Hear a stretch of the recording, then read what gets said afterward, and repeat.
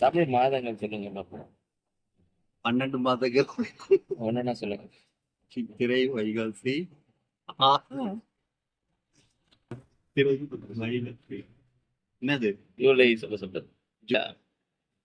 எனக்கு தமிழ் தெரியும்யா. தெரியும் தான். தமிழ் மாதங்கள் என்னென்ன சொல்லுங்க. சித்திரை, வைகாசி, ஆனி, ஆடி, ஆவணி, புரட்டாசி, ஐப்பசி, கார்த்திகை, தை, மார்கழி, பங்குனி. அப்படியே க்ளோஸ் பண்ணு. தை, அதுக்கப்புறம் வந்து தை பங்குனி லாஸ்டா வரும். அதுக்கு முன்னாடி நான் ஒரு தைக்கு அடுத்தது நீங்க சொல்லணும். நீங்க தான் 12 நீங்க 12 தான். சித்திரை, வைகாசி, அப்புறம் அதுக்கப்புறம் என்ன? இங்கேயே கன்ஃபியூஷன். சித்திரை, வைகாசி, ஆனி, ஆடி, புரட்டாசி, ஐப்பசி, கார்த்திகை, மார்கழி, தை, அதுக்கப்புறம் சொல்லு. நீ தான் சொல்லணும். May June. பங்குனி. மே ஜூன்ல விட்டீங்களே. மே, ஜூன், ஜூலை, அவ்வளவுதான். ஏதோ 12 மாசம் சொன்னா போகுங்க. கரெக்டா சொன்னீங்க கேட்பீங்க.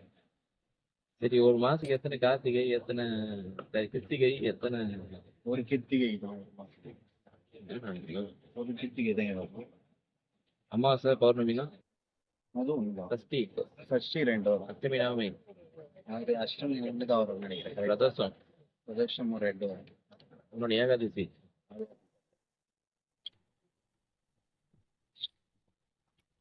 கொடுப்போ